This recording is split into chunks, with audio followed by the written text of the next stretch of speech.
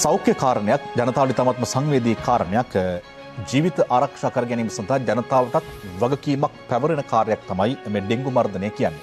මේ සම්බන්ධයෙන් සම්පත්දායකින් ඒ වගේම මේ කාර්යය එහෙම නැත්නම් ඩෙන්ගු මර්ධනය කිරීම සඳහා දායකත්වය ලබා දෙන සම්පත්දායකින් සිව් දෙනෙකුට අපි ආරාධනා කළා අද මේ සාකච්ඡාවට පැමිණෙන්න කියලා අපි හඳුනා ගනිමු. අද සහභාගී වන්නේ කවුරුන්ද කියලා. ශිෂ්‍ය වෛද්‍ය නිලධාරීන්ගේ සංගමයේ නියෝජනය කරමින් අපි ආරාධනා කළා. එම සංගමේ මධ්‍යම කාරක සභික වෛද්‍ය ප්‍රසාද් කොළඹගේ මහතාට ආයුබෝවන් සුබ සන්ධ්‍යාවක්. ආයුබෝවන්. එවැගේම රාජ්‍ය වෛද්‍ය නිලධාරීන්ගේ සංගම නියෝජනය කරමින් අපි ආරාධනා කළා. එම සංගමේ සහකාර ලේකම් වෛද්‍ය චමිල් විජේසිංහ මහතාට ආයුබෝවන් සුබ සන්ධ්‍යාවක්. ආයුබෝවන් මදුෂාන් සුබ සන්ධ්‍යාවක්. අපි සූදානම් ඩෙන්ගු සම්බන්ධයෙන් සාකච්ඡා කරන්න. ඩෙන්ගු සාමූහිකව පැරදිය යුතු ජාතික අභියෝගයක්. ඒ මාතෘකාවෙම ප්‍රස්තුතියෙන්ම කියවෙනවා මේක අපි සාමූහිකව ඉටු කළ යුතුයි. සාමූහිකව එකතු වෙලා මේ අභියෝගයට මුහුණ දිය යුතුයි. එවිට තමයි මේ අභියෝගය පාලනය කර ගැනීමට හැකියාව පවතින්නේ. සාකච්ඡාවට ප්‍රවේශයක් ගන්නට කලින් ගෙවුණු දිනවල මේ දිනවල දේශපාලන වේදිකාවක් කතා බහ ලක් වෙන මාතෘකාවක් බඩපත් වී තිබෙන මේ ඩෙන්ගු සම්බන්ධයෙන් තනින් අහුණු කතා කිහිපයකට අපි අවධානය යොමු කළේ.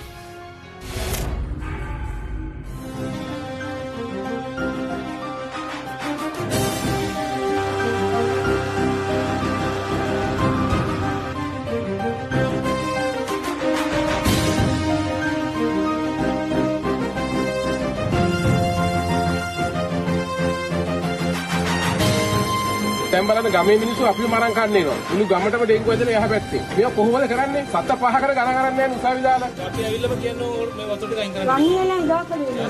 ඊයේ කුරුරෝගේ ආවනේ වගේ. නෑ ඊයේ වතුර නෙමෙයි අම්මා මේ කීට ඉන්න මේ.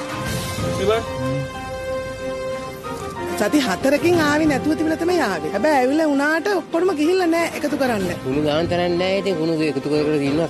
සමහර තැන් වල අනුගත වලට දාගෙන ඉන්නේ නැහැ. දැන් සතියක් එකමාරක් විතර කලින් ඉඳන් කුණු ගොඩ ගැහෙනවා. අපි දාන්න තැනකුත් නැහැ අපිට පුච්චන්න තැනකුත් නැහැ. ඊට බෝවන් එනවා 11 ඉතිච්ච දවස් වලට ගන්න එන්නේ. එහෙම තමයි එන්නේ හැමදාම. කුණු ගෙනියන්න එන්නේ නැහැ කටුවල මහනගර බයිට. දැන් මාසිකකින් විතර ආවේ නැහැ. අවුත් කියන්නේ ට්‍රැක්ටර් එක ඇවිල්ලා අර මේ හදන්න වාන්නේ නැහැ. මේ ආවත් මේ මිනිස්සු කුණු ටික ගෙනියන්නේ නැහැ. සල්ලි වලට විතරයි මේ මිනිස්සු ගෙනියන්නේ. මේකට එක ප්‍රධාන හේතුවක් තමයි තම තමන්ගේ වගකීම නිසි ලෙස ඉටු නොකිරීම ලෙස අපි දකින්නේ. නගර සභාවලට සහ පළාත් පාලන ආයතන වලට පිරිසිදු කිරීමේ වගකීම ඇරුණම ඔබේ නිවෙස්වල ඔබේ ගෙවතේ පිරිසිදුකම් පිළිබඳ වගකීම් පැවරෙන්නේ ඔබටමයි. පළාත් පාලන ආයතන මගින් විය යුතු කැලිකසල බැහැර කිරීමේ යාන්ත්‍රණය බස්නාහිර පළාතේ කොළඹ මහරගම දෙහිවල ගල්කිස්ස ඇතුළු විශාල ප්‍රමාණයක අඩාල වෙලා තිබෙනවා.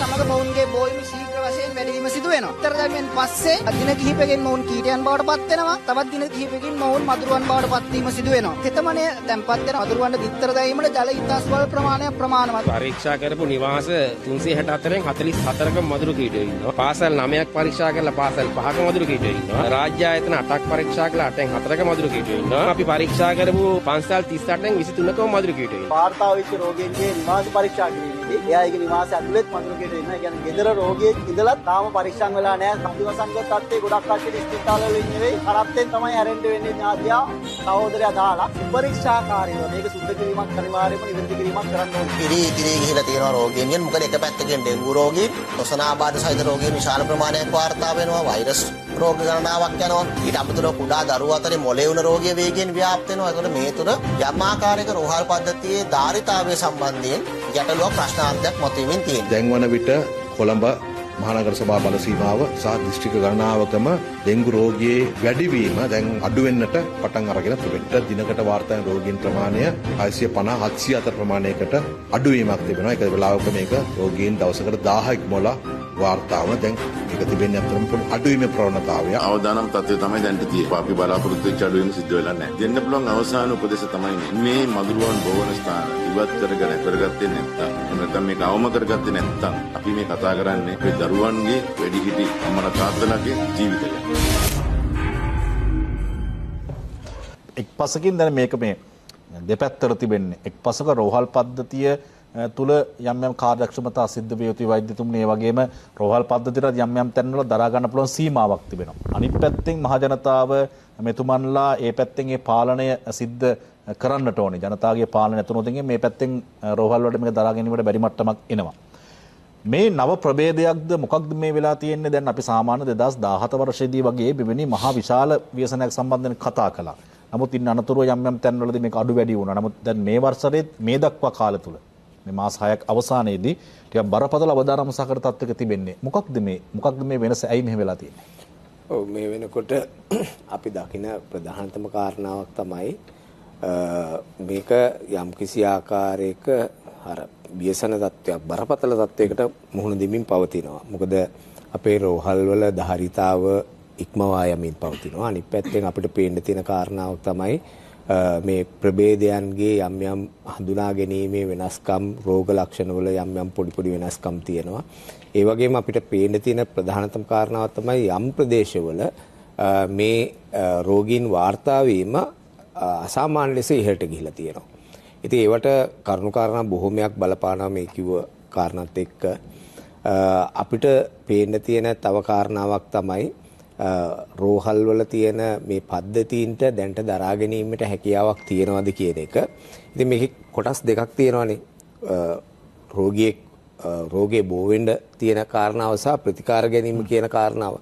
එතකොට මේක පද්ධතීන් දෙකක්. එක පද්ධතියක් කඩාගෙන වැටුනොත් අනිත් පද්ධතියට ඒක දරා ගැනීමේ හැකියාව තියනවාද නැද්ද කියන එක ගැටලුකාරී තත්ත්වයක්.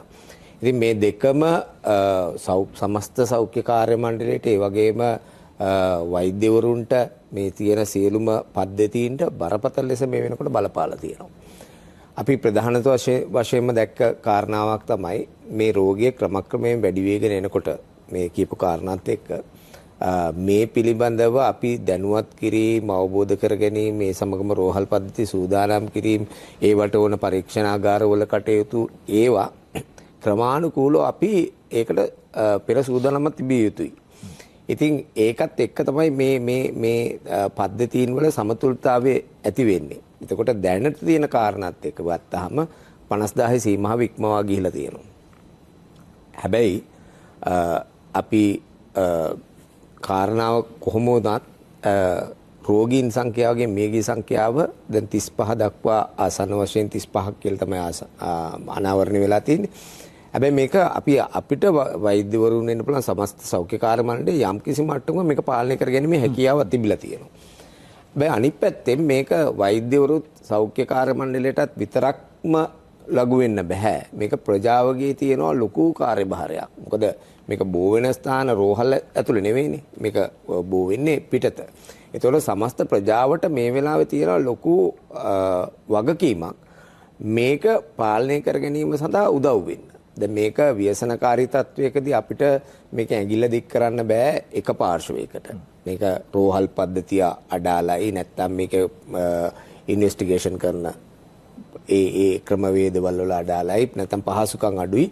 මේක මේ ව්‍යසනකාරී තත්වෙන් එළියට එන්න ඕනේ. එළියට ඇවිල්ලා තමයි මේක ඇත්තටම සාකච්ඡා කරන්න වෙන්නේ. මේ වෙලාවේ අපි දකින කාරණාව තමයි ඉතාමත්ම බරපතල ලෙස මේ රෝගීන් සංඛ්‍යාව වැඩි වෙමින් පවතිනවා සහ ඒ වැඩි වෙන රෝගීන් සංඛ්‍යාවට ප්‍රතිකාර කිරීමේ හැකියාව යම්කිසි මට්ටමකින් අපිට සීමා සහිත වීගෙන යනවා.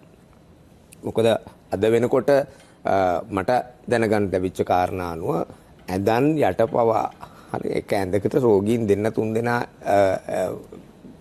දාන්න වෙන මට්ටමේ රෝගීන් සංඛ්‍යාවක් රෝහල් වලට ඇතුල් වෙනවා. මොකද එක පැත්තකින් මේක දැනුවත් වීමේ තියෙන යම් දුර්වලතා. දෙක රෝගීන් මේ ජනතාව බය වෙලා මේ වෙලාවේ යම්කිසි රෝගීන් ප්‍රමාණයක් එකතු වෙනවා. ඒ වගේම ඇත්තටම මේ ඩෙන්ගු වෛරසයේ NS1 කියන අපි සමහර පරීක්ෂණ වලින් අපි අනාවරණය කරගන්න දේවල් වලට අමතරව ඒකට අහු වෙන්නේ නැති කොටසකුත් තියෙනවා. ඒ කියන්නේ පරීක්ෂණේ නෙගටිව් වුණත් සමහර වෙලාවට මේ රෝගිය ඔවුන්ගේ ශරීරගත වෙලා තියෙන්න පුළුවන්. ඒ හින්දා රෝග ලක්ෂණ තිබුණාම වෛද්‍යවරුන්ටත් සිද්ධ වෙනවා මේක රෝහලට ඇතුළත් කරගන්න යම් මේකට සැක සහිත තත්ත්වයක් තිබ්බොත්. ප්‍රභේදයත් යම් වෙනසක් තියෙනවද? ඒ කියන්නේ මේ රෝග ලක්ෂණත් එක්කම මේ යම් ප්‍රභේදවල. මේ සැරේ හඳුන්වලා තියෙන ප්‍රභේදය අනුව මේ NS2 කියන එක වැඩි වශයෙන් මේ වෙනකොට අපිට මේ කාණ්ඩය වැඩියෙන් වාර්තා වෙනවා කියලා තමයි වැඩියෙන් දැනගන්න ලැබිලා තියෙන පරීක්ෂණාගාර තොරතුරු අනුව. ඉතින් එතකොට මේකේ ඒ වුණාට රෝග ලක්ෂණ සහ අනෙකුත් කරුණු කාරණා සියල්ලම එක හා සමානයි. මරණය මේ මිනිසුන් මේ යන්න පුළුවන් හැකියාව මේ හැම ටයිප් එකේම ආසන්න වශයෙන් එක හා සමානයි. ඉතින් ඒ හින්දා මේ වෙලාවේ අපිට පේන්න තියෙන ප්‍රධානතම කාරණාව තමයි මේ රෝගය පාලනය කරගන්න සාමූහික වැඩ කරන්න ඕන කියන කාරණාව. මොකද සාමූහිකත්වයෙන් මේක කෙරුවේ නැත්නම් මේක අර කොවිඩ් වසංගත තත්ත්වය හා සමානව අපි ව්‍යසනයකට යනවා. මොකද බරපතල තත්ත්වයක්. ඒ හින්දා අපිට මෙතන තියෙන වැදගත් කාරණාව තමයි මේ හැම පාර්ශවයක්ම එකතු කරගෙන මේකේ දේශපාලන ව්‍යුහයක් පරිපාලන ව්‍යුහය එතකොට අනිත් පැත්තෙන් සෞඛ්‍ය අනිත් පැත්තෙන් සමාජයේ මේ හැම කාණ්ඩෙම එකතු කරගෙන යන්න ඕන ගමනක්. මොකද ඒක එකතු කරගෙන ගියේ නැත්නම් අපිට අන්තිමට මේක පරාජය වෙන්න හැකියාවක් නැහැ. මොකද ඉදිරි කාලේ අපිට කොයි විදිහට මේ පරිසර තත්ත්වත් එක්ක කියන්න බෑ කොයි විදිහට බලපායිද කියලා. නමුත් මේ තියෙන කරුණු කාරණාත් එක්ක ගත්තාම සමස්තයක් හැටියට අපි ඉන්නේ තාමත්ම බැරෑරුම් තත්වයක. එක පැත්තකින් රෝහල් වල වැඩ කටයුතු කර ගැනීමේ අපහසුතාවයක්, අනිත් පැත්තේ මේ රෝගය පාලනය කර ගැනීමේදී අපිට ජනතාවගෙන් ලැබෙන සහායය සහ සමස්ත පද්ධතිය දැන් මේ වෙනකොට ඉතාමත්ම ධාරිතාවේ ඉක්මවා ගිහිල්ලා හින්දා අපි ටිකක් මහන්සි විඩාවට පත් වෙලා තියෙන රෝහල් සියලුම කාර්ය මණ්ඩලය මේ අවස්ථාවේදී. රාජ්‍ය වෛද්‍ය නිලංගේ සංගමයේ සහකාර ලේකම් වෛද්‍ය චමිල් විජේසිංහ මහත්මයා වෙත දැන් ඔබතුමාලා සංගමයක් විදියට අපි දන්නවා දැන් මාධ්‍යත් එක්ක ඔබතුමා ගනුදෙනු කරන ඉඳ ඔබතුමා අවස්ථා කිහිපයකදී මේ සම්බන්ධයෙන් කතා කළා. ඒ කතා කරපු හැම දෙයක්ම මාධ්‍ය ඔස්සේ ජනතාවට සමීප වුණා. මේ ඩෙන්ගු සම්බන්ධනත් ඔබ කතා කළා. දැන් වෛද්‍ය ප්‍රසාද් මහත්මයා සඳහන් කරපු විදිහට මේ එක පැත්තකින් මේක අතහැරලා දැම්මොත් අනිත් පැත්තෙන් රෝහල් පද්ධතියට මේක දරා ගන්න බැරි මට්ටමක් ඇති වෙනවා. මෙතුමා සඳහන් කරපු විදිහට මේ වන විටත් එතුමන්ට නිරීක්ෂණ වෙලා තිබෙනවා රෝහල් වලට එන්නේ නැතුව නිවෙස් වල ඉඳගෙන සාමාන්‍ය ප්‍රතිකාර ලබන පිරිසකුත් ඉන්නවා. රෝහල් පද්ධතිය පදින තත්ත්වය කොහොමද? මොන වගේ අභියෝගයක් මේ පැත්තට තිබෙන්නේ? මොකක්ද මේ එකපාර පුපුරලා ගියේ මේ සිද්ධිය? මම හිතන්නේ එකපාර පුපුරලා ගියාට වඩා මම හිතන්නේ යම් පුරෝකතනයන් මේ සම්බන්ධයෙන් තිබුණා. මෙතනදිත් ඒ ගැන සාකච්ඡාවට ලක් වුණා. මම හිතන්නේ විශේෂයෙන් දැන් ඩෙන්ගු අදිවසංගත තත්ත්වයක් මතුවෙනකොට ඊට අනුරූපීව විශේෂයෙන් කීට ඝනත්වය සහ ඒ ඇතිවන විද්‍යාත්මක කරුණු කාරණාත් එක්ක යම් ආකාරයක අපිට පුරෝකතනයන් කරන්න පුළුවන්. ඒතර මෙහෙම පුරෝකතනයක් තිබුණා සාමාන්‍යයෙන් නිර්ත දිග මෝසම සක්‍රිය වෙනකොට මැයි ජූනි ජූලි මාසවල යම් ආකාරයක මේ ඩෙන්ගු අදිවසංගත තත්ත්වයක් මතුවීමේ අවදානමක් තියෙනවා. සහ විශේෂයෙන් මෙතනදී කතා වුණා මේ ඩෙන්ගු type 2 එක DENV2 කියන වෛරසය. මොකද එහෙම මේක ෆ්ලේවා කාණ්ඩයේ වෛරසයක්. එතකොට ඒකේ කාණ්ඩ හතරක් තියෙනවා DENV1, DENV2, DENV3, DENV4. මේක DENV2 එතකොට කිව්වාගේ 2017 ලංකා ඉතිහාසයේ වැඩිම කියන්නේ දරුණුම වසංගත තත්ත්වය අපි දැක්කේ DENV2. ඒ වගේම 2022 වර්ෂයේත් අපි යම් ආකාරයක මේ දෙවන කාණ්ඩයේ වෛරසයේ වැඩිවීමක් අපි දැක්කා. එතකොට නැවත මෙවරත් දැන් මේම වෛරසයම තමයි අපි දකිමින් තියෙන්නේ. එතකොට මේ සම්බන්ධයෙන් පුරෝකතනයක් තිබුණා මැයි මාසයේ වෙනකොට විශේෂයෙන් වර්ෂාපතනය පතිත වීමත් එක්ක දැන් අප කතා වුණා කීට ඝනත්වය නැත්නම් බ්‍රිටෝ දර්ශකයේ ඉහළ යාමත් එක්ක මදුරු ඝනත්වය ඉහළ යනවා. මදුරු ඝනත්වය ඉහළ යාම තුළ ඩෙන්ගු රෝගීන්ගේ වර්ධනයක් බලාපොරොත්තු විය හැකියි. ඒක සාමාන්‍යයෙන් ලෝකයේ ඩෙන්ගු රෝගය වර්ධනය කරන්න නැත්නම් ඩෙන්ගු රෝගය පාලනය කරන්න පිළිගත් හොඳම විද්‍යාත්මක ක්‍රමවේදය තමයි මේ ඩෙන්ගු මදුරුවා බෝ වෙන ස්ථාන ඉවත් කිරීම.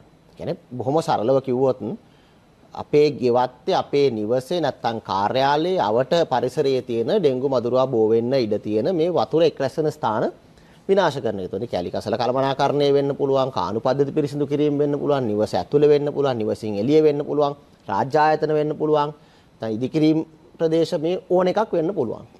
ඒතකොට දැන් මොන ක්‍රමයෙන් හරි මේ මොහොතේ අපි මුහුණ දෙමින් තියෙන්නේ නැවත වතාවක් මේ අදිවසංගත තත්ත්වයක් දක්වා යම් ආකාරයක වර්ධනය වෙමින් තියෙනවා. දැන් මේ අවුරුද්දේ තියෙන සංඛ්‍යාලයකන ගත්තොත් මේ වන විට 2026 අවුරුද්දේ ඩෙන්ගු රෝගීන් 56422ක් නිල වශයෙන් වාර්තා වෙලා තියෙනවා. දැන් මෙතන කතා වුණා වගේ ඇත්ත ඉලක්කම මීට වඩා වැඩි වෙන්න පුළුවන්. පෞද්ගලික අංශයෙන් හෝ වෙන යම් ප්‍රතිකාර අරගෙන ඉන්න යම් කණ්ඩායමක් ඉන්නවා. එතකොට මෙතන බරපතලම කාරණේ තමයි මේ රෝගීන්ගෙන් 22000කට ආසන්න ප්‍රමාණයක්.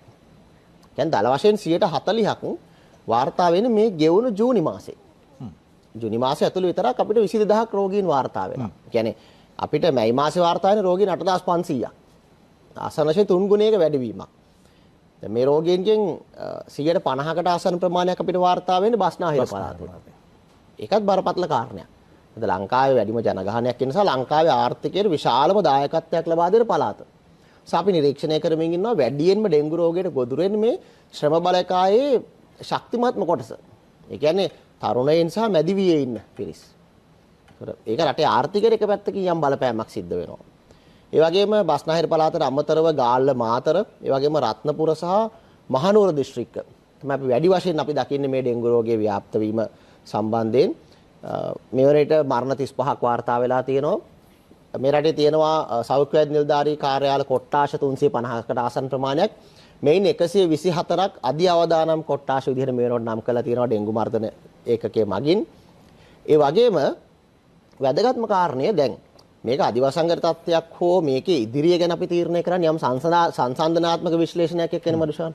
දැන් මීට සති දෙකකට කලින් නැත්තම් පහුගිය සතියට පෙර, ඒ කියන්නේ ජුනි මාසේ 3 වෙනි සතිය වෙනකොට දෛනිකව අපිට ඩෙන්ගු රෝගීන් වාර්තා වුණේ 600ක් 650ක් විතර වගේ ප්‍රමාණයක්.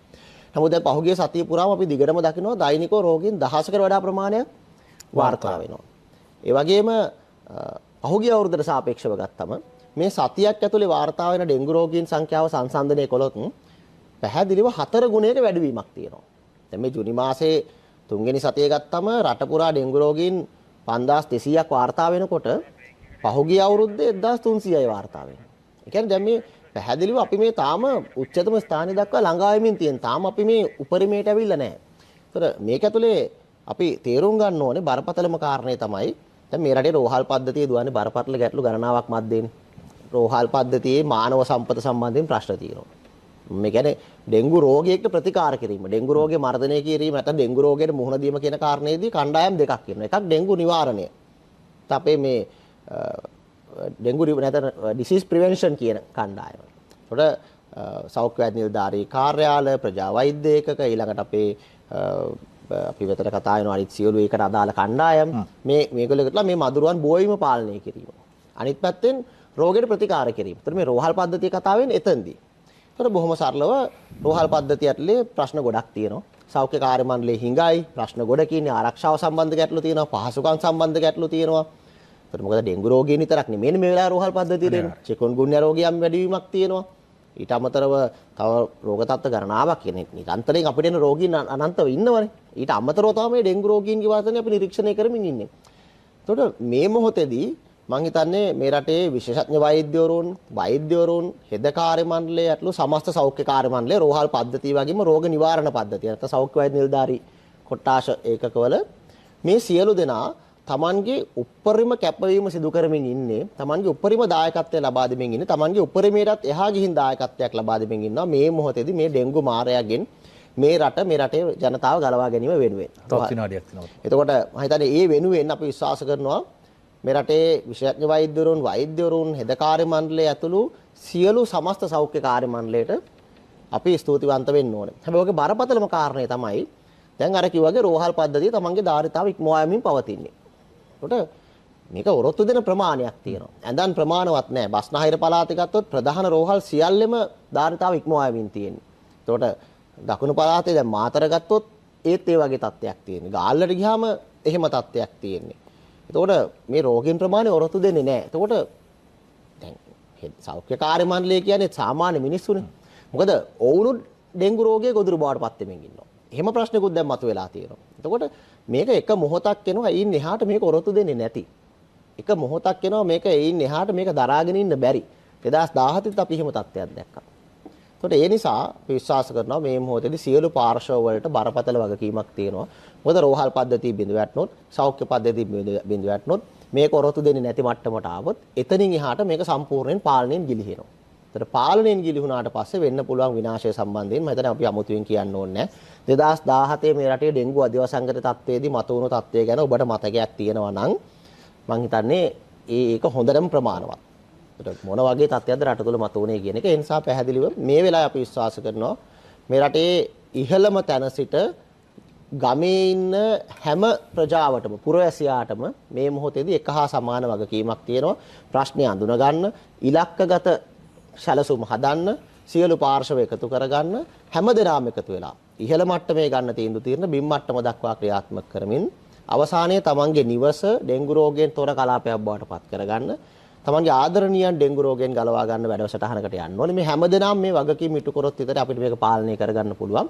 මොකද එහෙම නොවුනොත් මේ අදිවසංගත තත්ත්වය අපේ පාලනයෙන් ගිලිහුනොත්, රෝහල් පද්ධතිය බිඳ වැටුනොත්, සෞඛ්‍ය කාර්ය මණ්ඩලයට මේක ඔරොත්තු දෙන්නේ නැති මට්ටමකට ආවොත් ඒ තුළ වෙන්න පුළුවන් බරපතල ඛේද වාචකයක් අපි ඉදිරියේ තියෙනවා. ඒ නිසා ඒ දකිමින් තියෙන ඛේද වාචකයේ වළක්වා ගැනීම වෙන අපි විශ්වාස කරනවා හැම දිනාටම වගකීමක් තියෙනවා. කතරතුපත් වල මොරටුවෙන් කින්සල් රත්නායක මහත්මයා ආයිබෝවන්. ආයිබෝවන් මනුෂාන් මේ ස්තුතිය ඔබතුමා මට අවස්ථාව ලබා දුන්නට මා වැහෙනවා කියලා මම හිතනවා ඔබතුමාට. ඔව් පැහැදිලිව වැහෙනවා ඔබතුමා. මේ මම හිතන්නේ ඔබතුමාත් එකඟ වෙයි ලංකාවේ වැඩිපුරම ඩෙන්ගු තියෙන්නේ මදුෂාන් රාජ්‍ය ආයතනවල. රාජ්‍යයේ රෝහලක් ගත්තත් පාසලක් ගත්තත් ගොඩක් ඒවා ඩෙන්ගු ෆැක්ටරි. එතකොට මේ පෞද්ගලික ඒවා චෙක් කරන්න දාන උත්සාහය රාජ්‍ය ආයතනවල තියෙනවාද? රාජ්‍ය ආයතනවලට නීතිය ක්‍රියාත්මක වෙනවද? රාජ්‍ය ආයතනවල මේ යාන්ත්‍රණය හරියටම ක්‍රියාත්මක වෙනවයි කියලා ඔබතුමාලා විශ්වාස කරනවද කියන එකයි මට දැනගන්න ඕනේ. බොහොම ස්තුතියි ඔබතුමාට අවස්ථාව දෙන්න.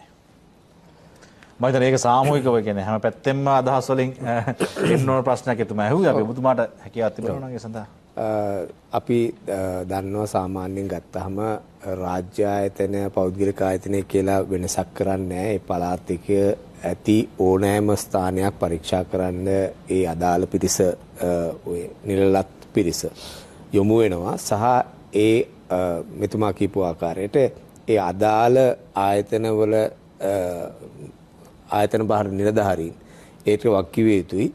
විශේෂයෙන්ම රාජ්‍ය ආයතන කියලා වෙනසක් කරන්නේ නැහැ. රාජ්‍ය ආයතන වලටත් ඒ දැනුවත් කිරීම කරනවා, ඒ දඬුවම් කිරීම කරනවා. නමුත් ඒ ආයතනවල ඔය කියන අර වගකීම් වල යම් යම් අඩුපාඩුකම් තියෙන්න පුළුවන්. අපි දකිනවා සමහර රාජ්‍ය ආයතන වලත් මේ උපදෙස් දෙන උපදෙස් මාලාව ඒ විදිහටම පිළිපදිනවද කියන එක සැකසහිතයි. මොකද සමහර ආයතන වල ඇත්තටම ඒ අදාළ පිරිස් නැතිකම, සේවක හිඟය පිරිසුදු කිරීමට තියෙන කාල වේලාව කියන මේ ගොඩක් කරුණු කාරණා තියෙනවා රාජ්‍ය ආයතන වල. පෞද්ගලික ආයතන වල නම් ඔවුන් පෞද්ගලික වෙනම එකට මුදල් යොදවලා වැටුප් ගෙවලා පිරිසුදු කරන පුද්ගලයෝ ගෙනල්ලා ඒ කාල සීමාවට හරි සුද්ධ කරගන්න නැත්නම් පිරිසුදු කරගන්න උත්සාහ කරනවා. නමුත් රාජ්‍ය ආයතන වල ඒ හැකියාවක් නැහැ. ඒතර සේවක සංඛ්‍යාවත් මුළු සේවක සංඛ්‍යාවකින් ගන්නේ 10කින් පංගුවක් නම් ඉන්නේ. එතකොට ඒ සේවකයාටත් තියෙන රාජකාරීත් එක්ක සමහරට එක් කරන්න බැරි වෙන අවස්ථා තියෙනවා. මේ කියන්නේ නීතිමය වශයෙන්ම නෙවෙයි සමහර විට ප්‍රායෝගික පැත්තෙන් ගත්තාම යම් යම් ගැටලුකාරී තත්ත්වයන් තියෙන්න පුළුවන්. හැබැයි සමහර ආයතන ඒ විදිහටම නෙවෙයි නොසලකිලිමත් කමක් තියෙන්න පුළුවන්.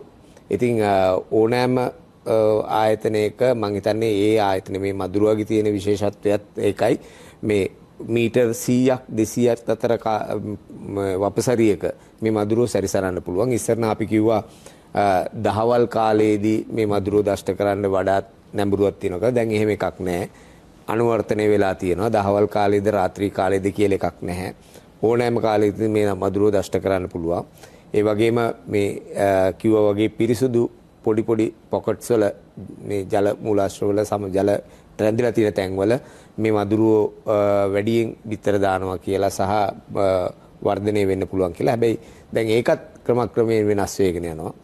එතකොට මේ මදුරුවන්ගේ ස්වභාවයත් වෙනස් වෙගෙන යනවා. එතකොට මේක අපිට කාලීනව යම් වෙනස් කිරීම කරගෙන තමයි මේක පාලනය කරන්න සිද්ධ වෙන්නේ. ඒ වගේම රෝග ලක්ෂණ වෙනස් වෙමින් පවතිනවා. සමහර වෙලාවට මේ කියන රෝග ලක්ෂණ නෙවෙයි මේ කරන පරීක්ෂණ වලට සමහර වෙලාවට 100ක් මනුව මේ හඳුනා ගන්න බෑ. ඉතින් මේවා ගොඩක් වෙනස් වෙමින් භාජනය වෙමින් තමයි ඉදිරියට යන්නේ.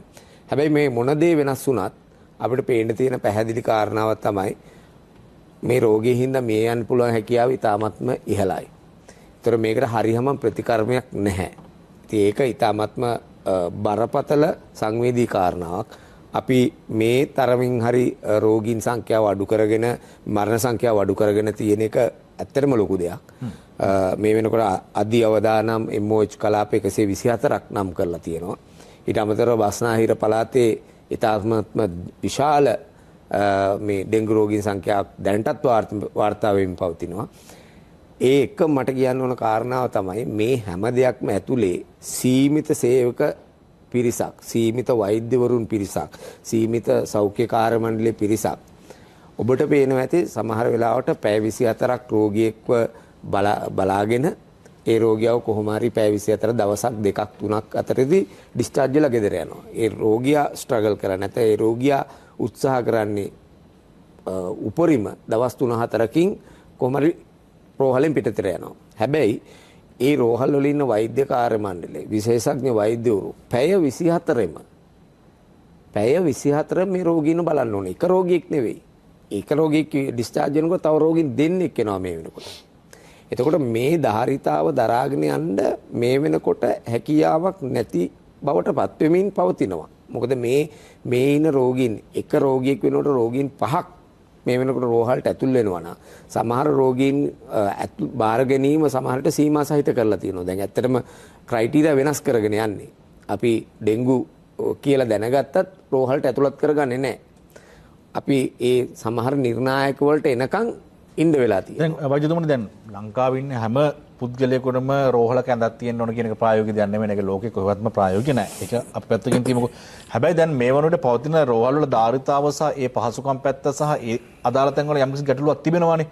ඒකට මොකක්ද විසඳුමක් විදිහට දැන් යෝජනා වෙලා තිබෙනවා. අපි දැක්ක කොරෝනා කාලේ නම් తాවකාලික මධ්‍යස්ථාන හදනවා. ඒව රෝහල් භූමි තුලක් තිබුණා. වෙනත් තැන් වලක් තිබුණා. ප්‍රතිකාර කරා ක්වොරන්ටයින් සෙන්ටර්ස් තිබ්බා. ඒ වගේ දේවල් තිබ්බා. දැන් මේකට මොකක් හරි එහෙම සලස්මක් තිබෙනවද ඉදිරියේදී?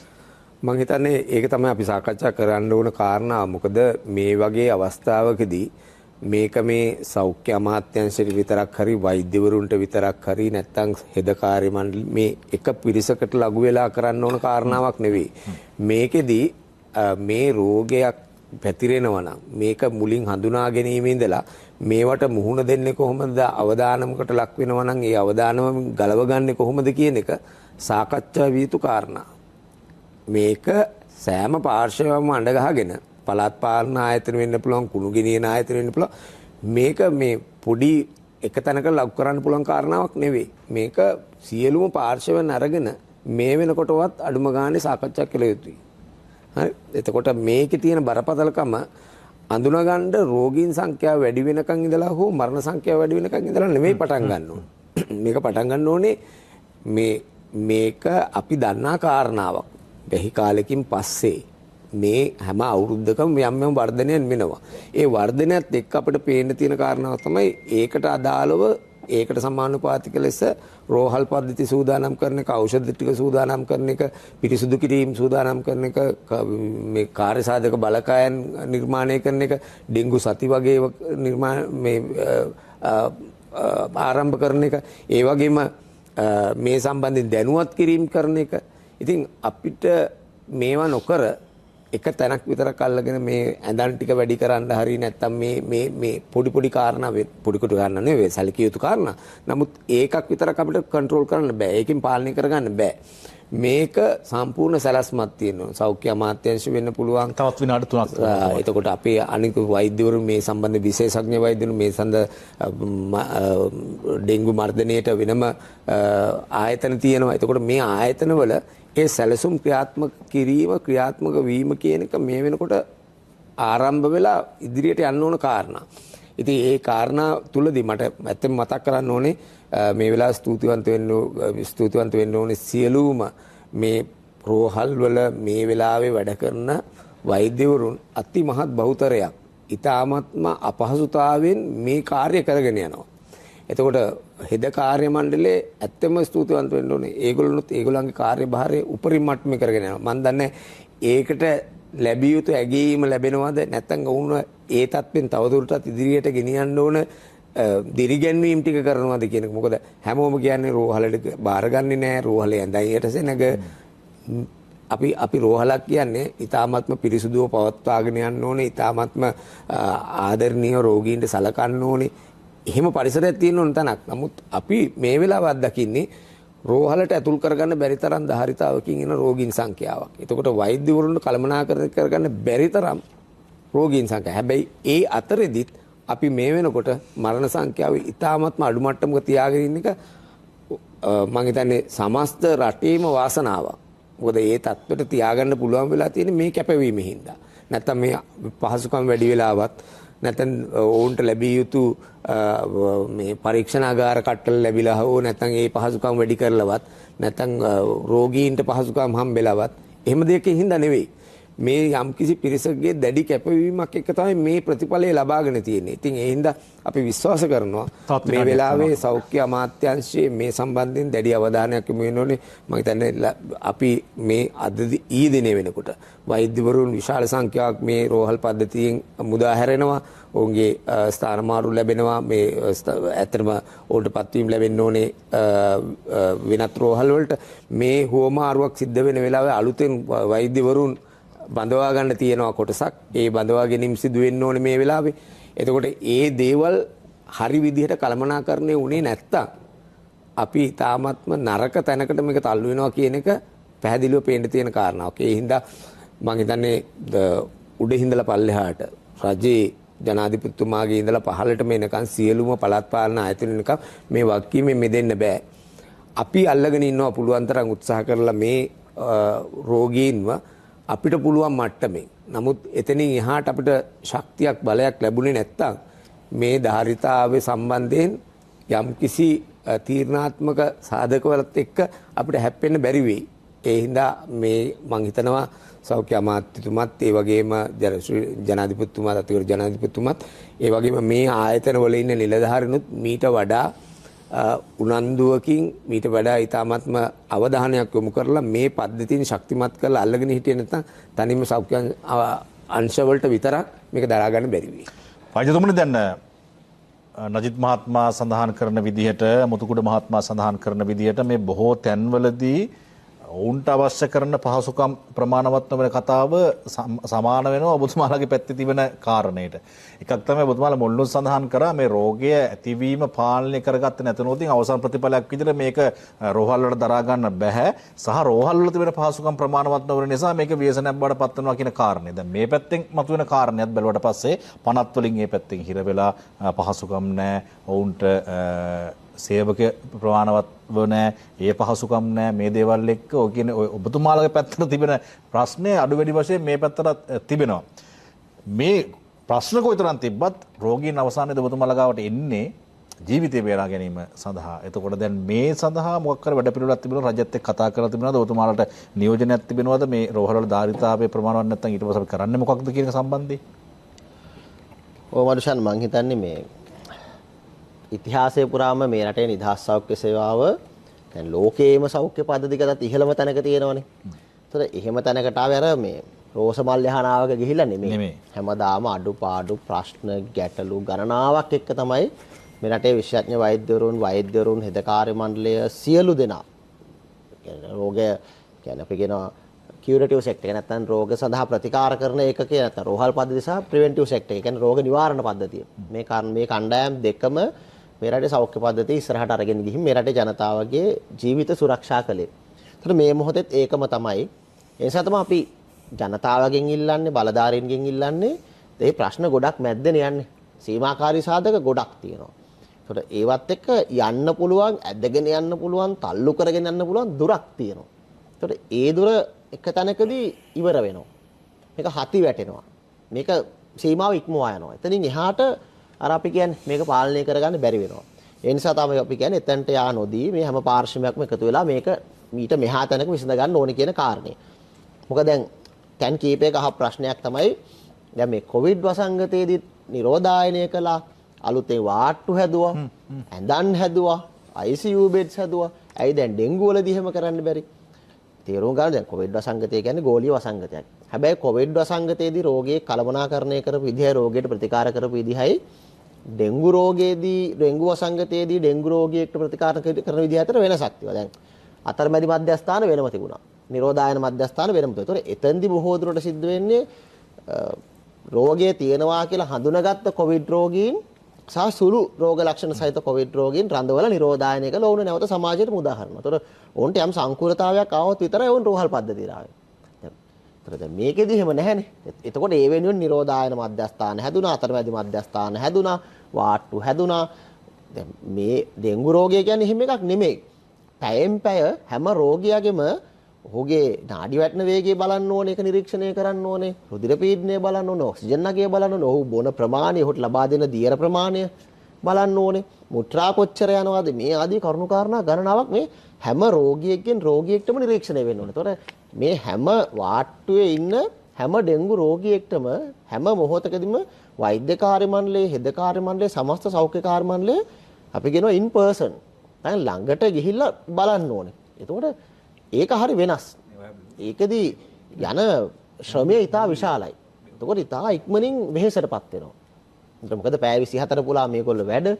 ඒ නිසා අපි කියන්නේ දැන් කොවිඩ් වසංගතයට වඩා තත්ත්වය වෙනස්. එතකොට ඒක ඇතුලේ මේක යන්න පුළුවන් සීමාව මීට වඩා වෙනස්. ඒ නිසා අපි දිගටම කියන්නේ මේ සඳහා ඉලක්කගත වැඩසටහන් තියෙන්න ඕනේ. එතකොට මොන ප්‍රදේශයේ මොන විදිහ වැඩසටහනක් දෙන්න ඕනේ. දැන් උදාහරණයක් දැන් පහුගිය සතියේ අපි දැක්ක මේ සම්බන්ධයෙන් කොළඹ මහනගර සභා ප්‍රදේශයේ ගත්තම රෝගීන් 2500කට ආසන්න ප්‍රමාණයක් වාර්තා වෙලා තියෙනවා.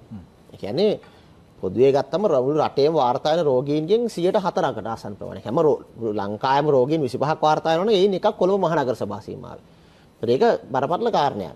ඒතකොට එතනදී කොළඹ මහනගර සභා සීමාව ඇතුලේ හඳුනගෙන තියෙනවා මේ මදුරුවන් බෝ වෙන ස්ථාන වර්ගීකරණය කරාම වැඩිම ප්‍රමාණයක් 133කට ආසන්න ප්‍රමාණයක් හම්බෙලා තියෙන මේ කන්ස්ට්‍රක්ෂන් සයිට්ස්. එහෙම නැත්නම් ඉදිකිරීම් සිදු කරන ඒ ප්‍රදේශවල නැත්නම් ඒ පරිශ්‍රවල. මොකද අපි තේරුම් ගන්න ඕනේ සමහර තැන්වල මේ ඉදිකිරීම් අතරමඟ නතර වෙලා තියෙනවා. බොහෝ තැන් තියෙනවා. බොහෝ තැන් තියෙනවා. ඒතකොට මේවා කවුරුත් නැහැ. මොකද වෙන්නේ කියලා කවුරුත් දන්නේ නැහැ. ඒතකොට මේවා පිරිසිදු වෙන්නේ නැහැ. දැන් පනතේ තියෙනවනේ. ඒතකොට ඒවට ඇතුල් වෙන්න බෑ. හිතුමතේ ගිහිල්ලා. ඒතකොට එහෙම බලෙන් ගිහිල්ලා ඇතුල්ලා ප්‍රශ්නයක් වුණොත් කවුද වගකීම ගන්න? එතන නීතිමය රැකවරණේ සෞඛ්‍ය කාර්ය මණ්ඩලයට දෙන්නේ කවුද? ඒතකොට එහෙම වගකීමකුත් නැහැනේ. ඒතකොට ඒ නිසා ඊළඟට අනිත් කාරණේ පාසල්. ඊළඟට වැඩියෙන්ම තියෙන්නේ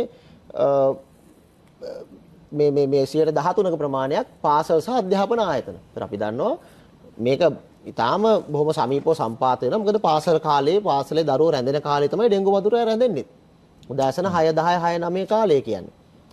එතකොට ඉතා ඉක්මනින් පාසල් දරුවෝ ඉතා පහසුවෙන් ඩෙන්ගු රෝගයට ගොදුරු වීමේ අවදානමක් තියෙන නිසා මෙන්න මේ වගේ කරුණු කාරණා ඉලක්ක කරගනිමින්. මොකද අපි කියවනේ අපිට තියෙන සම්පත් සීමිතයි, කාලය සීමිතයි, මානව සම්පත සීමිතයි. ඒ නිසා අපි ඉලක්කගත වැඩසටහන් වලට යන්න ඕනේ.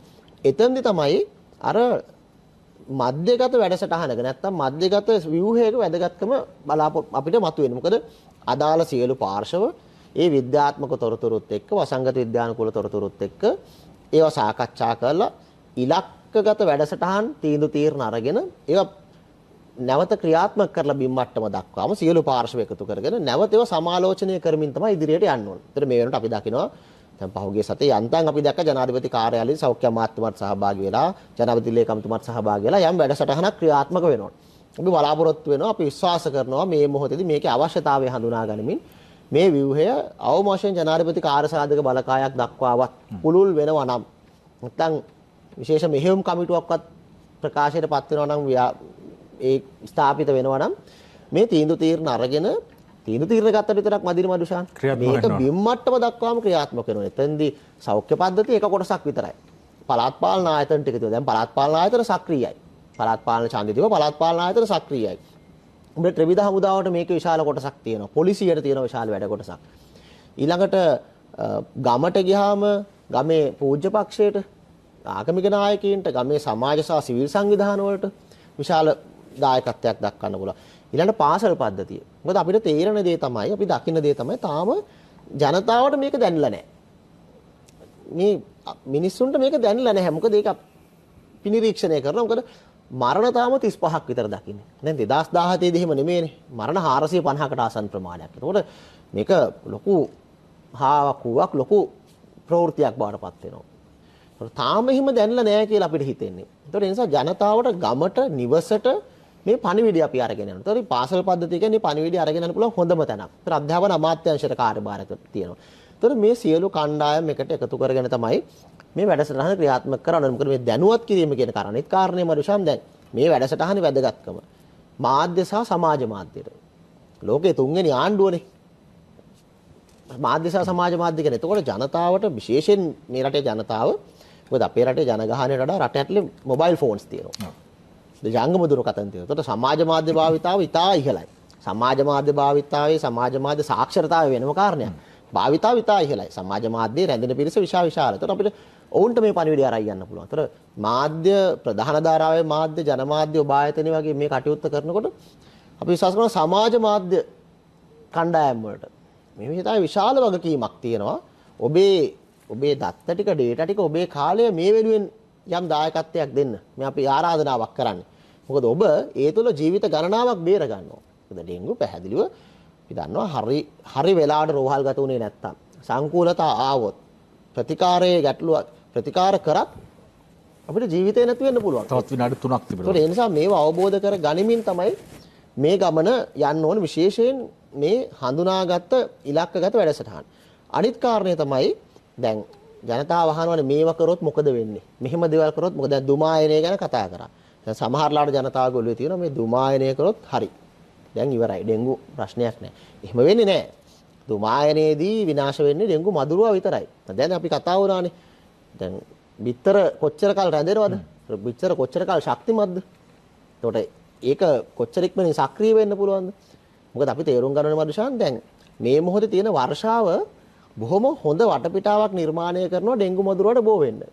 ඇයි කඩින් කඩ වැටෙන වැස්සක්. දැන් ඔන්න හිතන් මේ දැන් ඔන්න මේ දවස් තුන පිරිසිදු කිරීම දවස් තුනක් බවට නැවත ප්‍රකාශයටපත් කළ තියෙනවා ජාතික මට්ටමින්. හැබැයි මම දන්නේ ජනතාව දැනුවත්ද කියලා. මම කියන්නේ දැනුවත් වීම සම්බන්ධයෙන් ගැටලුවක් තියෙනවා කියලා. ඒතකොට දැනුවත් කරන්න මෙකැනිසම් එක නැත්නම් යාන්ත්‍රණය කියන්නේ ගැටලුවක් තියෙනවා. හැබැයි දැන් මේ දවස් තුන පිරිසිදු කළා සතියන්තේ ආයි වහිනවා කියන්නකො. ඒතකොට ආයි අපිට ප්‍රශ්නේ මුලට එනවා.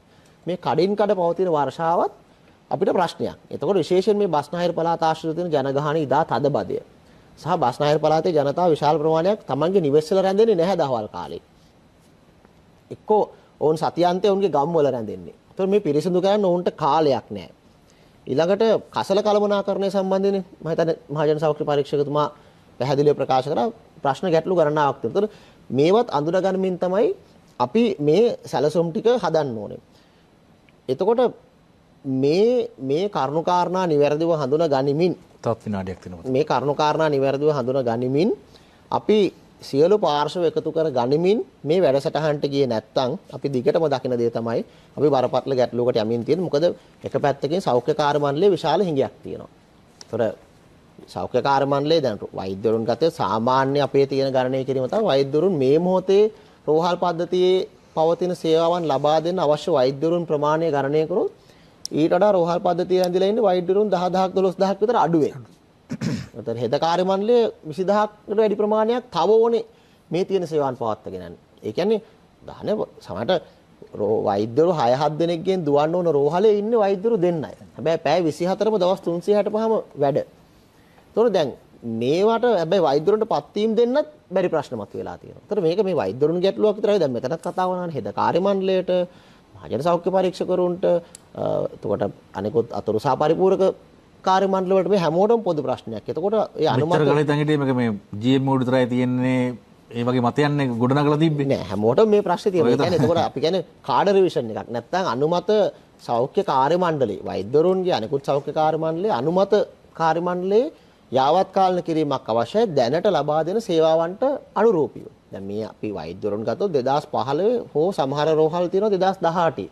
අවුරුදු 10ක් 7කට කලින් කරපු සමීක්ෂණ මත ඒ ඉලක්කම් මත තමයි තාම යන්නේ. අපි අවසන් කරමු.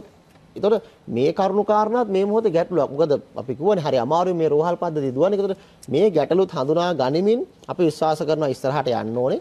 මොකද එහෙම නොවුනොත් අපි කියනවා දැන් ලෝකයේ ගත්තොත් සත්වයක වැඩියෙන්ම මනුෂ්‍ය මරණ වලට වග කියන්නේ මදුරුවා. වාර්ෂිකව ලක්ෂ 7මාරය සිට මිලියනය දක්වා මනුෂ්‍ය ජීවිත ප්‍රමාණයක් මදුරුවට බෝ වෙනවා. සාමාන්‍ය 20000 සිට 40000 දක්වා ප්‍රමාණයක් විශේෂයෙන් ආසියානු කලාපයේ සහ ලතින් ඇමරිකානු දකුණු ඇමරිකානු කලාපයේ ඩෙන්ගු රෝගයට ගොදුරු වෙනවා. මරණයටපත් වෙනවා. ඒතකොට මේ පුංචි මදුරුවා ලේසි පහසු නෑ. හැබැයි අපි හැමෝම එකතු වෙලා මේක මේ වැඩසටහනකට ගියොත් සියලු පාර්ශව එකතු කර ගනිමින් ඉතිහාසය පුරාත් අපි පෙන්눔 කරලා තියෙනවා. අපිට මේක පාලනය කරගන්න පුළුවන්. ඒක ඉහළ මට්ටමේ සිට පහළ මට්ටම දක්වාම ක්‍රියාත්මක වෙනවා. විශේෂයෙන් ජනතාවට අපි කියනවා ඔබට තියෙනවා පෞද්ගලික වගකීමක් සහ සමාජ වගකීමක්. ඒ නිසා හැම වෙලාවෙම අවධානයෙන් ඉන්න ඔබේ නිවස, ඔබේ ගෙවත්ත, ඔබේ වටාපිටාව ඩෙන්ගු රෝගයෙන් තොර, ඩෙන්ගු මදුරුවාගෙන් තොර කලාපයක් බවට පත් කර ගැනීම වෙනුවෙන් ඔබේ වගකීම ඉෂ්ට කරන්න. ඒ තුළ විතරයි ඔබට හැකියාව ලැබෙන්නේ ඔබේ ආදරණීයන්, ඔබේ දුවදරුවන් මේ ඩෙන්ගු රෝගයෙන් ගලවා ගන්න. බොහොම ස්තුතියි අපිට ප්‍රසාද් කොළඹගේ මහත්මයා ඔබතුමාගේ අවසන් අවස්ථාව අපි මොනවද ජනතාවට කියන්න තියෙන්නේ? අපි ජනතාවට වගේම මේ අවස්ථාවේදී සෞඛ්‍ය අමාත්‍යාංශයටත් වෘත්තීය සමිතියක් හැටියට අපි මේ වෙලාවේ මතක් කරලා දෙන්න ඕන කාරණා කිහිපයක් තියෙනවා. එකක් තමයි මේ වගේ අර්බුදකාරී නැත්නම් මේ වගේ ව්‍යසනයකට අපි ගැටලුකාරී තත්ත්වයකට මුහුණ දෙද්දී අපි වෘත්තීය සමිතියක් හැටියට ඕනෑම වෙලාවක ඉදිරියට ඇවිල්ලා පහුගිය කොවිඩ් කාලේ වුණත් ඉතිරි අනිකුත් ප්‍රශ්නකාරී තත්ත්වවලදී අපි ඉදිරියට ඇවිල්ලා සමග සාකච්ඡා කළා. සෞඛ්‍ය අමාත්‍යාංශ සමග සාකච්ඡා කළා. අපිට දිය හැකි උපරිම සහයෝගය ඒ වෙලාවේ අපි දුන්නා. ඒ වගේම මේ වෙලාවෙත් මම හිතන්නේ කණ්ඩායම් හැඟීමෙන් කටයුතු කිරීම ඉතාමත්ම වැදගත්. සියලුම කණ්ඩායම් ඒකරාශී වෙලා මේ වෙලාවේ කටයුතු නොකළොත් අපි ලොකු ව්‍යසනයකට ඉදිරියේදී මුහුණ දෙනවා.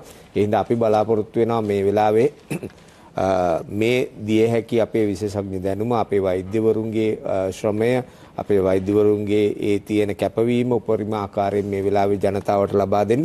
ඒතකොට ජනතාවගේ පැත්තෙන් අපි අනිත් පැත්තේ බලාපොරොත්තු වෙනවා ජනතාව මේ සම්බන්ධයෙන් ඉතාමත්ම උනන්දුවෙන් කැපවීමෙන් මේ දෙන වෛද්‍ය උපදෙස් වගේම පිරිසුදු කිරීමේ කටයුතු වල සහභාගී වෙයි කියලා, ඒ වගේම මේ දේවල් අනුගමනය කරයි කියලා. පළාත් පාලන ආයතන පැත්තෙන් ගත්තාම ඔවුන්ගේ කාර්යභාරය හරියට ඉෂ්ට නොවුනොත් ඒ පැත්තනොත් අපිට මේ ප්‍රශ්නේ විසඳ ගන්න බැරි වෙනවා. ඒ හින්දා මේ හැම පාර්ශවයක්ම සාමූහික වැඩ කිරීමේ අවශ්‍යතාවය අපි දකිනවා. ඒ වගේම අපි බලාපොරොත්තු වෙනවා ඉදිරියේදී සෞඛ්‍ය අමාත්‍යාංශයෙන් පැත්තෙන් අපි ඒ සම්බන්ධයෙන් සාකච්ඡා කරන්න යම්කිසි මේ වැඩපිළිවෙල සාර්ථකත්වයක් කරා ගෙනියන්න. මොකද මේක සෞඛ්‍ය අමාත්‍යාංශයේ ලොකු වගකීමක්. මොකද ජනතාව විශාල සංඛ්‍යාවක් මේ වෙලාවේ රෝගී තත්ත්වයටපත් වෙලා, ඒ වගේම රෝගී ජනතාවට අසරණ වෙලා ඉන්නවා මේ වෙලාවේ රෝහල් පද්ධතිය ඇතුළතම. ඉතින් අපිටත් යම් මට්ටමකින් මේක දරාගෙන හිටියත් යම් කිසි තැනකදී අපි ඉතාමත්ම කල්පනාකාරී වෙ ඉන්නේ. මොකද මේක එතනින් එහාට ගැලවිලා ගියොත් එහෙම හැමෝටම ජීවිතවල වන්දි ගෙවන්න ඉන්නේ. මොකද ඩෙන්ගුත් එක්ක සෙල්ලම් කරන්න බෑ. ඒ හින්දා මේ අවස්ථාවේදී අපි බලාපොරොත්තු වෙනවා මුළු සියලුම දෙනාම කණ්ඩායම් හැඟීමකින් යුතුව සියලුම පාර්ශවයත් එක්ක එකතු වෙලා මේ ප්‍රශ්නය විසඳා ගන්න. අවසන් අවස්ථාව නායකත්වය ගන්න කියලා. රජ වෛද්‍යනායක සංගමේ සහකාර ලේකම් වෛද්‍ය චමලු විජේසිංහ මහත්මයා වෛද්‍යතුමනුත් වගේ අවසන් අවස්ථාව. මම හිතන අවසන් විනාඩි කිහිපෙදී අපි එකක් ඔබට නැත්නම් මේ රටේ ජනතාවට පුංචි පණිවිඩ කිහිපයක් දෙන්න ඕනේ. ඩෙන්ගු හඳුනා ගන්න NS1 ඇන්ටිජන් කියන පරීක්ෂණය කරනවා. ඒතකොට එතනදී NS1 ඇන්ටිජන් පරීක්ෂණය පොසිටිව් නම් ධනාත්මක ප්‍රතිචාරයක් නම් ඩෙන්ගු රෝගය තියෙනවා කියලා තහවුරු. හැබැයි NS1 ඇන්ටිජන් එක නෙගටිව් කියන්නේ ඍණාත්මක කියන්නේ ඔබට ඩෙන්ගු රෝගය නෑ කියන එක නෙමෙයි. අවශ්‍ය වෛද්‍ය උපදෙස් මත හැම වෙලාවෙම වැඩ කටයුතු කරන්න. ඔබට උණ තියෙනවා නම් ඒත් එක්කම මේ උණ රෝගය උණ නැත්තම් රෝග ලක්ෂණයක් විදිහට පැය 48කට වඩා තියෙනවා නම් අනිවාර්යෙන්ම වෛද්‍ය උපදෙස් ලබා ගන්න. වෛද්‍ය උපදෙස් වලට අනුකූලව අවශ්‍ය ප්‍රතිකාර ගන්න, අවශ්‍ය පරීක්ෂණ කරන්න. ඩෙන්ගු රෝගය තියෙනවා කියලා තහවුරු කරගත්තොත් එයින් එහාටත් වෛද්‍ය උපදෙස් අනුවම පමණක් වැඩ කටයුතු කරන්න, විවේකීව සිටින්න සහ ඒ අවශ්‍ය ප්‍රතිකර්ම වලට යොමු වෙන්න. ඒ වගේම මතක තියාගන්න මේ කාලෙට දැන් එනවා එක එක මතවාද එනවා, විවිධ විකල්ප ප්‍රතිකාර එනවා, අමුතු දේවල් මේ වගේ කාලෙන් කොවිඩ් කාලෙත් අපි දැක්ක. දැන් මේ කාලටත් මතුවෙනවා. ඒ නිසා අපි කියනවා ජනතාවට පැහැදිලිව විද්‍යාත්මක ක්‍රමවේදයක් තියෙනවා. ඔබ ඩෙන්ගු රෝගියෙක් නම් ඔබට ප්‍රතිකාර කරන බොහෝ සුව කරන ඒ මතම් පමණක් අනුගත වෙන්න. මොකද මේක ඔබේ ජීවිතය ගැන ප්‍රශ්නයක්. වැරදි පාරේ ගිහිල්ලා ඔබේ හෝ ඔබේ ආදරණියන්ගේ ජීවිත නැති කරගන්න එපා කියන පණිවිඩය අපි දෙනවා. විශේෂයෙන් වේදනානාශක භාවිතාව ගැන ප්‍රශ්න තියෙනවා. සමහරු ගිහිල්ලා හිතුමතේ විවිධ ඖෂධ භාවිතා කරනවා මේ ඩෙන්ගු රෝගය වැළඳුනහම. පැරසිටමෝල් හැර වෙනත් කිසිදු වේදනානාශකයක් භාවිතා කරන්න එපා. ඕනම ඖෂධයක් වෛද්‍ය උපදෙස් මත පමණක් භාවිතා කරන්න. ඒ වගේම තමයි අධි අවදානම් පිරිස් අඳුනගෙන තියෙනවා මෙතනදී මේ ඩෙන්ගු රෝගය සම්බන්ධයෙන් සංකූලතා ඇති වෙන්න පුළුවන්. මොකද ටයිප් 2 එක කියන්නේ සාමාන්‍යයෙන් සංකූලතා වැඩි ප්‍රභේදයක් විදිහට අපි හඳුනා ගන්න. එතෙන්දී ගර්භණී කාන්තාවන්, ඒ වගේම වයස අවුරුදු 65ට වැඩි වයෝවෘද්ධ පිරිස්, දීර්ඝකාලීන ලෙඩ රෝග සහිත පිරිස්, ඒ කියන්නේ පිළිකා රෝග, වකුගඩු රෝග, හෘදයාබාධ, වෙනහළු ආශ්‍රිත රෝග සහිත පිරිස්, ඒ වගේම වයස අවුරුදු 1කමාරට වඩා අඩු දරුවෝ මේ කණ්ඩායම ඉතා ඉක්මනින් රෝහල්ගත වෙන්න ඕනේ. අවශ්‍ය වෛද්‍ය ප්‍රතිකාර ලබා දෙන්න ඕනේ. මේක නිවසේ මේ වෙලාවේ මේ දැන් මේ වැඩසටහන බලාගෙන ඉන්න ඔබට දෙන පණිවිඩයක් සහ අවසානයේ හැමෝම කියපු කාරණය මේක අපි හැමදෙනාගේම වගකීමක්. මේක අපිට කරන්න පුළුවන්ද? ඔව් පුළුවන්. අපි ඉතිහාසය කරලා පෙන්වලා තියෙනවා මේක අපිට කරන්න පුළුවන් කියලා. ඒ නිසා තමයි මේක සද්දයකට පෙර ජාතික බෝවන් රෝග විද්‍යායතනයේ නැත්නම් IDS රෝහල ලෝකයේ ඩෙන්ගු රෝගය කළමනාකරණය ප්‍රතිකාර කිරීම සහ පුහුණු කිරීම සම්බන්ධයෙන් විශිෂ්ටතා මධ්‍යස්ථානයක් විදිහටත් ලෝක සෞඛ්‍ය සංවිධානය හඳුනාගන්නේ. ඒ තමයි ඩෙන්ගු රෝගය කළමනාකරණය කිරීම සම්බන්ධයෙන් අපිට තියෙන අත්දැකීම් සහ අපේ හැකියාවන්. හැබැයි මේක අපිට කරන්න පුළුවන් අපි හැමදෙනාම එකතු වුණොත් විතරයි. ඒ නිසා රාජ්‍ය වෛද්‍ය නිලධාරීන්ගේ සංගමය විතර අපි හැම වෙලෙම කියනවා මේ සඳහා අවශ්‍ය සියලු පාර්ශ්ව එකතු කරගන්නමින් ඉහළ මට්ටමේ ගන්න තීන්දුව తీරන බිම් මට්ටම දක්වාම ගම් මට්ටම දක්වාම ක්‍රියාත්මක වෙන මේ සියලු පාර්ශ්ව සම්බන්ධීකරණය වෙන ව්‍යුහයක් අවශ්‍යයි. ඒ වගේම දැනුවත් කිරීම ඉතාම අත්‍යවශ්‍ය කාරණයක්. මේ පණිවිඩය ගමට, ගෙදරට අනිවාර්යෙන් යන්න ඕනේ. සියලු දෙනා ඒ වෙනුවෙන් එකතු වෙන්න ඕනේ. අවශ්‍ය තැනදී නීතිය ක්‍රියාත්මක කරන්න. නීතිය ක්‍රියාත්මක වේ යුතුයි සමහර තැන්වලදී. එහෙම නැත්නම් මේ ප්‍රශ්නේ අපිට විසඳ ගන්න බෑ. ඒ නිසා මේ ජාතික වගකීම් අඳුන ගනිමින් අපි විශ්වාස කරනවා ඔබේ නිවස, ඔබේ ගෙවත්, ඔබේ ආදරණීයන් ඩෙන්ගු රෝගයෙන් තොර කලාපයක්, ඩෙන්ගු රෝගයෙන් තොර නිවසක් බවට පත් කර ගැනීම වෙන ජාතික වගකීම ඉෂ්ට කරන්න. මේක ලේසි ගමනක් නෙමෙයි. සෞඛ්‍ය පද්ධතියේ මේ මොහොතේ යන්නේ ලේසි පහසු ගමනක් නෙමෙයි. අමාරුවෙන් යන්නේ. හැබැයි අපි හැමදෙනාම එකතු වුණොත් සහ මේ රටේ ජනතාව විදිහට මේ සෞඛ්‍ය පද්ධතියේ ප්‍රතිලාභ ලැබෙන්නේ ඔබත් අපිත් එක්ක එකතු වුණොත් අත්වල බැඳගත්තොත් මේ මොහොතේදී අපේ රට මුහුණ දෙමින් තියෙන මේ ඩෙන්ගු වසංගත තත්ත්වය නැත්තම් මේ වර්ධනය වෙමින් තියෙන ඩෙන්ගු අදිවසංගත තත්ත්වය අපිට වඩා සාර්ථක විදිහට කළමනාකරණය කරගනිමින් මේ ගැටලු විසඳා ගනිමින් වඩා සුවබර හෙට දවසක් මේ රට තුල නිර්මාණය කරන්න අපි හැමදෙනාටම හැකියාවක් තියෙනවා. ඒ නිසා ඒ වෙනුවෙන් ජාතික වගකීමක් තියෙනේ ජාතික වගකීම ඉෂ්ට කරන්න කියලා මේ රටේ සියලු පාර්ශවයන්ට මේ මොහොතේදී අපි ආරාධනා කර සිටිනවා. බොහොම ස්තුතියි. අද අපි සාකච්ඡා කරේ ඩෙන්ගු උදුර සහ ඩෙන්ගු මර්ධනය සම්බන්ධයෙන් සෞඛ්‍ය කීට විද්‍යා නිධානක සංගමයේ සභාපති නජිත් සුමරසේන මහත්මයා බොහොම ස්තුතියි අද පැමිණීම සම්බන්ධයෙන් වැඩසටහනට.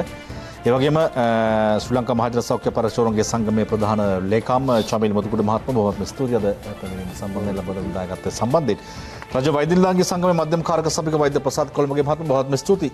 අද පැමිණීම සම්බන්ධයෙන් ඒ වගේම රජ වෛද්‍ය නිලධාරීන්ගේ සංගමයේ සහකාර ලේකම් වෛද්‍ය චමිල් විජේසිංහ මහත්මයා බොහොම ස්තුතියි අද පැමිණීම සම්බන්ධයෙන් සහ කාලය වැය කිරීම සම්බන්ධයෙන්. අපි එළඹෙන සතියේ බලය සජීවී වැඩසටහනක හමුවන බලාපොරොත්තු ඇති වදසම් ගන්නවා. අපේ සුබ රාත්‍රියක්.